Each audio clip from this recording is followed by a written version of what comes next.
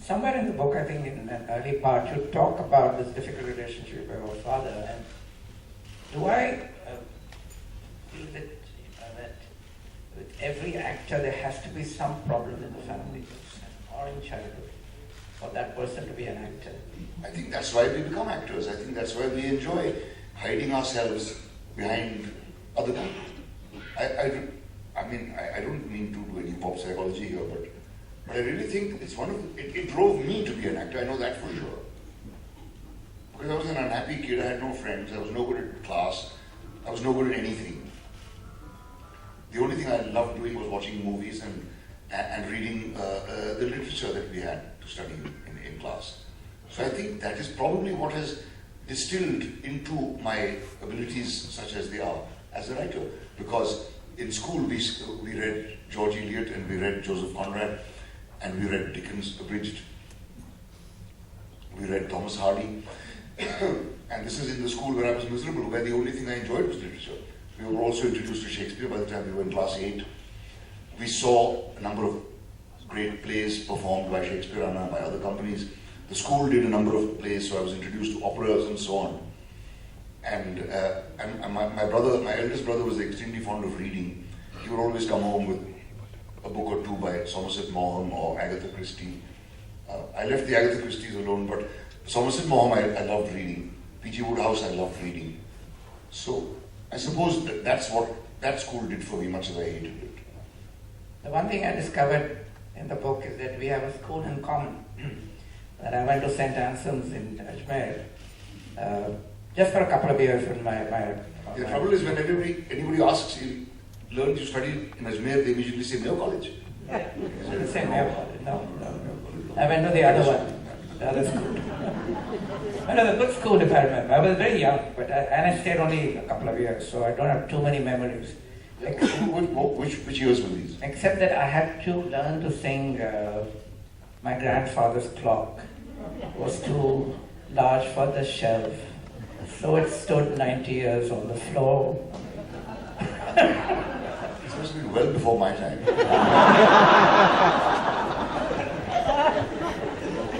But you were saying to me, St. Anselm's was important to you. Yeah, because I failed in class 9. My dad hauled me out of St. Joseph's and he said, I can't put you in this expensive school any longer.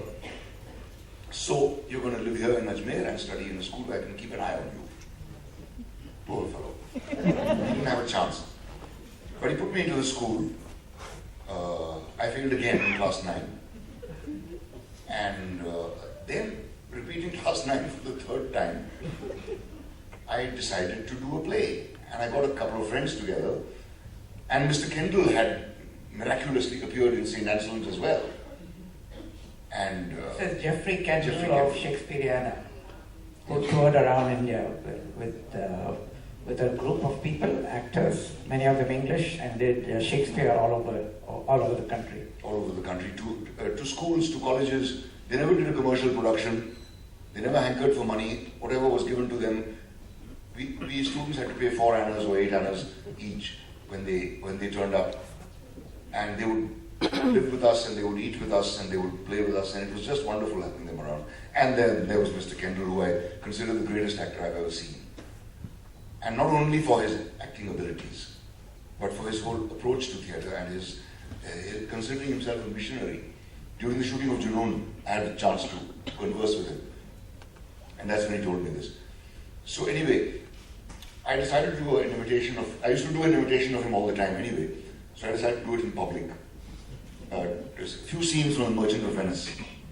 And I got 3 friends together, one of whom played Portia, dressed as a man, dressed as a woman. The guy who played Portia dressed as a man is now a psychiatrist in Chicago. I don't think his playing Portia had anything to do with it. And 2 others playing Antonio and Bassanio, and of course, I played Shyam. And I chose all the speeches I'd known by heart for the last 5 years or so, and I showed off thoroughly, and the whole school, responded to me. It was a new school I was in. I wasn't yet known as an idiot. I had only failed once. So I suddenly became known as this actor guy. And then I did play after play. How old were you then? I was 14, play after play, and amazingly everything got better. And I know the story isn't unique, but it really did happen to me. And I got into the school cricket team, I started doing better in classes and everything else, and my dad thought I was applying myself. The fact is I was just doing what I loved. So that's what St. Anselm's gave me, and Father Cedric Fernandez in particular, one of our teachers who encouraged me greatly, who is still living in Sydney, and to whom I owe a great deal. But Jeffrey Kendall obviously had a great influence on you. You saw him later on as a grown-up. Did you see him acting? Yes. And did you still think he was a great actor? Yes. I was dying to act with him. In fact, and when the time came in the film Junoon, all I had to do was walk up to him and kill him with a sword. I'd waited 20 years for that. It wasn't terribly satisfying, I have to say. But I would have loved to be with him on the stage. I never of course, got to do that. He was, I think, the most versatile actor I've ever seen. His productions were very basic, very austere, and very, very eloquent. And as I've written in the book, I reiterate, I've never heard Shakespeare spoken better. And I've watched Shakespeare in England. The English don't know how to do Shakespeare first. They have no clue. They all stand there and enunciate, and that's all they do. And Mr. Kendall and Mrs. Kendall, Jennifer and Felicity. These four, the way they spoke Shakespeare, they made it make sense. The same stuff that put us to sleep in class, they would transform into something magical when they spoke it on stage. So that was the first thing, and I just thought he's the greatest actor I've ever seen. I'd also seen movies of Laurence Olivier and Orson Welles in school. We'd seen some of the great actors, Alec Guinness and John Mills and so on. But I thought Kendall was better than any of them. Somewhere you make a reference to the film Julius Caesar. Yeah. And you talk of a scene where Marlon Brando and John Gielgud are together in the frame. And you're saying they're two different... Contrasting completely. Brando looks like he's in the wrong film. And to me, he was the only convincing actor in that film.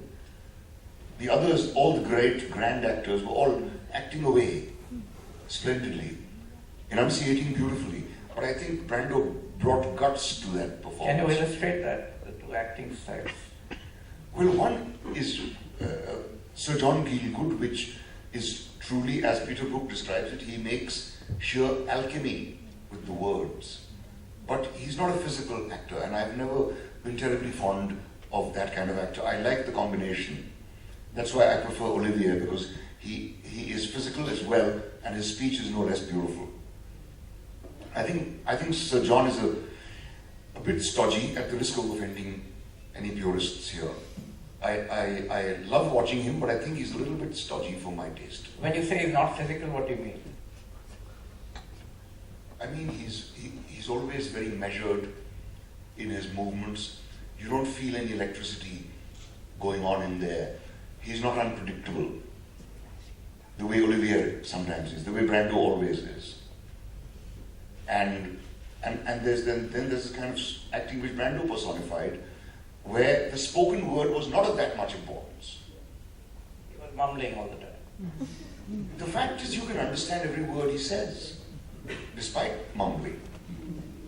And I've never heard the oratory of Mark Antony spoken better than Brando speaks it. And he doesn't mumble anything there. You can understand every single word he says. Even when in films where he's supposedly mumbling, you don't have to understand every single word to understand the essence of what he's saying. So, I don't unqualifiedly admire Brando. I think he was certainly very great as a film actor. I never saw him on stage, so I can't say about that. But the two styles are at great variance, and it's represented by Sir John by Mr. James Mason, by the other gentleman who plays Caesar, I forget his name right now, but he was another great stage actor. And then there are actors like Edmund O'Brien and Marlon Brando, also into American actors. And you can just feel the throbbing quality which they had. So it's not just a question of stage actors and screen actors. No, it's not. Because Brando was a stage actor par excellence as well, according to every report. There's no huge difference, I believe. I think Brando just ran away from the discipline of having to perform in the theatre, which is why he abandoned the theatre. And I think he would give it so much every time that if he had been ever cast as Hamlet or something, he would have probably gone nuts. Because he gave it so much of real emotion every time. You've done obviously both film and theatre.